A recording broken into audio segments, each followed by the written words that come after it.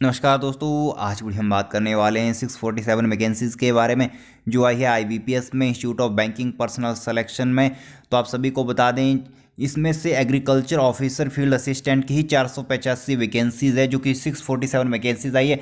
जिसके पास भी एग्रीकल्चर जो कि यहाँ पे ग्रेजुएशन है, मैं उनके लिए काफ़ी ज़्यादा वैकेंसीज़ आई है। तो आगे डिस्कस करेंगे इसके बारे में कि क्या क्या क्वालिफिकेशन रहेगी, क्या क्या मांगी है। तो सबसे पहले तो देखिए वैकेंसीज कौन कौन सी निकली है। आईटी ऑफिसर की वैकेंसीज निकली है स्केल 1 की, एग्रीकल्चर फील्ड ऑफिसर की निकली है स्केल, और यहाँ पे राजस्व अधिकारी की स्केल 1 के ऑफिसर की निकली है, और law officer, HR personal officer, marketing officer की वैकेंसी निकली है। तो यहाँ पे ज़्यादा जानकारी के लिए आप स्क्रीनशॉट देख सकते हैं। तो किस किस के लिए कितनी कितनी वैकेंसीज निकली है, तो यहाँ पे स्क्रीनशॉट में आप देख लीजिए। एग्रीकल्चर के लिए कितनी निकली, आईटी ऑफिसर के लिए और लॉ ऑफिसर के लिए कितनी कितनी वैकेंसी निकली हुई है। तो यहाँ पे देखिए, तो ये 2020-21 के लिए यहाँ पे नोटिफिकेशन उन्होंने जारी करी है।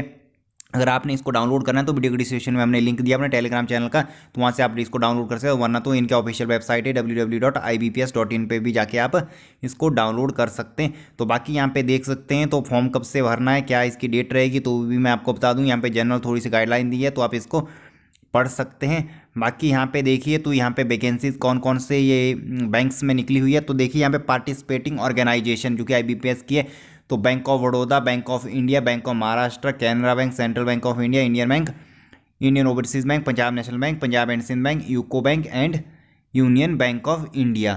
तो ये सारे के सारे बैंक्स है। तो इसके लिए टेस्ट है। तो यहाँ पे देखिए, तो डेट कौन सी है मेन। तो यहाँ पे 2 तारीख से ये टेंटेटिव जो कि ऑनलाइन रजिस्ट्रेशन शुरू हो गया है।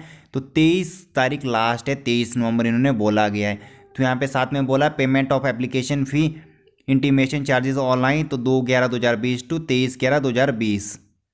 तो यहाँ पे बोला गया download of call letter of online examination preliminary दिसंबर 2020, ऑनलाइन एग्जामिनेशन प्रिलिमिनरी तो 26/12/2020 से ये होगा आपका 27/12/2020 के बीच में, और जो कि रिजल्ट आएगा आपका जनवरी में आएगा 2021 में, और जो कि मेंस के लिए कॉल लेटर भी जनवरी 2021 में आएगा। तो यहाँ पे देखिए एग्जाम डेट भी इन्होंने दे दिया। ऑनलाइन एग्जामिनेशन मेन की डेट यहाँ पे 24/1/2020 दी हुई है इन्होंने, तो आप देख सकते हैं। बाकी इन्होंने रिजल्ट कब निकलेगा, इंटरव्यू कब होगी, उसके बारे में यहाँ पे बताए हुए, तो यहाँ पे आप देख सकते हैं। तो आप ऑनलाइन रजिस्ट्रेशन कर सकते हैं, और इसको मॉडिफिकेशन करना चाहते हो वो भी कर सकते हैं। तो आज से आप फॉर्म भर सकते हैं, और लास्ट डेट इसकी है 23 नवंबर 2020। तो यहाँ पे एलिजिबिलिटी क्राइटेरिया वगैरह के बारे में इन्होंने बोला, तो आप सभी को पता ही है। Citizen of India, subject of Nepal, Bhutan, तो वो तो आप सभी को पता ही है। तो यहाँ पे इंडियंस वाले ही इस वीडियो को देख रहे होंगे जो कि यहाँ पे है। बाकी इसकी क्वालिफिकेशन के बारे में भी हम बात करेंगे। तो यहाँ पे देखिए एज क्राइटेरिया, तो एज क्राइटेरिया उन्होंने साफ साफ बोला है 20 साल से 30 साल के बीच में जो भी है वही भर सकते हैं, बाकी कोई भी नहीं भर सकते। 20 साल से कम और 30 साल से ऊपर जो भी है, 30 साल से ऊपर वालों को एज रिलैक्सेशन मिलती है। जो भी यहाँ पे ओबीसी, एससी, एसटी के लिए आगे हम बात करेंगे, तो क्या क्या एज रिलैक्सेशन किस किस कैटेगरी के लिए, तो ये यहाँ पे देख सकते हैं आगे जाके।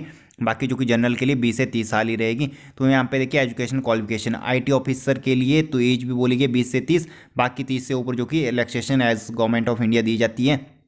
तो 4 साल की यहाँ पे इंजीनियरिंग की डिग्री होनी चाहिए, टेक्नोलॉजी ऑफ कंप्यूटर साइंस में होनी चाहिए, या तो आईटी इंफॉर्मेशन इलेक्ट्रॉनिक्स में होनी चाहिए, इलेक्ट्रॉनिक टेलीकम्युनिकेशन में होनी चाहिए, इलेक्ट्रॉनिक्स एंड कम्युनिकेशन में होगी तब भी चलेगा, या तो पोस्ट ग्रेजुएट इन इलेक्ट्रॉनिक्स तो टेलीकम्युनिकेशन, या तो यहाँ पे बोला गया ग्रेजुएट हैविंग पास DOEA CC लेवल का यहाँ पे होना चाहिए आपके पास। एग्रीकल्चर फील्ड ऑफिसर की सबसे ज़्यादा वैकेंसीज है, मैंने आपको बताया 485 कम से कम वैकेंसीज है।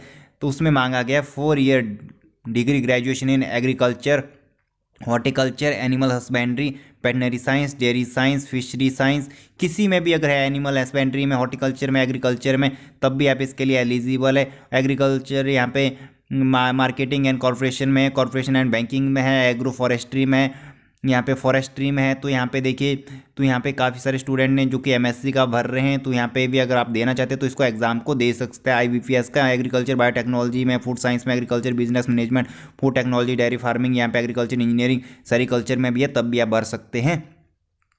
नेक्स्ट यहाँ पे बोला गया है, नेक्स्ट थर्ड है जो कि राजभाषा अधिकारी यहाँ पे बोला गया है। तो उसके लिए भी एज यहाँ पे 20 से 30 है। तो उसके लिए यहाँ पे बोला गया है पोस्ट ग्रेजुएट डिग्री, सॉरी राजभाषा है ये, भाषा नहीं, मैंने भाषा पढ़ रहा हूँ इसको, राजभाषा अधिकारी, राजभाषा जो कि आप सभी को पता है हिंदी। तो graduate post graduate degree in Hindi with English as subject at the degree graduation level, या तो बोला गया post graduate degree in Sanskrit with English and Hindi as subject at degree graduation level में आपका होना चाहिए। तो लॉ ऑफिसर के लिए बैचलर डिग्री इन LLB होना चाहिए। Enrolled as advocate with bar counselling में रजिस्ट्रेशन होना चाहिए। एज वही है 20 से 30 और बाकी एज रिलैक्सेशन जो कि एज गवर्नमेंट नॉर्म्स दिया जाता है। HR पर्सनल ऑफिसर स्केल 1 20 से 30 साल यहाँ पे जो कि एज है। और graduate and 2 year full time post graduate 2 year full time यहाँ पे ग्रेजुएशन डिप्लोमा पर्सनल दिया गया। तो PDF फाइल मैंने आपको बोला है, वीडियो के डिस्क्रिप्शन में लिंक दिया है, टेलीग्राम चैनल से आप डाउनलोड कर सकते हैं। अदरवाइज हम वेबसाइट का लिंक भी दे देंगे, तो यहाँ पे इनके ऑफिशियल वेबसाइट पे भी आप डाउनलोड कर सकते हैं। मार्केटिंग ऑफिसर स्केल 1, तो उसके बारे में यहाँ पे बोला गया graduate 2 year full time MS marketing या तो 2 year full time MBA in marketing में होनी चाहिए। आपकी MBA मार्केटिंग में MBA की है तब भी ठीक है, फुल टाइम होनी चाहिए, 2 साल की MBA आपकी रेगुलर होनी चाहिए। या तो 2 ईयर फुल MMS मार्केटिंग में आपने वो भी की है, या तो फिर 2 ईयर फुल टाइम PGDVA की है तो भी चलेगी, PGDVM भी की है या PGPM की है, PGDM की है तो भी स्पेशलाइजेशन इन मार्केटिंग, तब भी आप इसके लिए एलिजिबल है, जो कि डिवाइडेड बाई वे दिया है जितने भी कोर्सेज अगर इनमें से कोई भी एक है तो आप इसके लिए एलिजिबल है। बाकी यहाँ पे थोड़ा सा आगे इन्होंने एलोबरेट किया हुआ है तो आप इसको पढ़ सकते हो।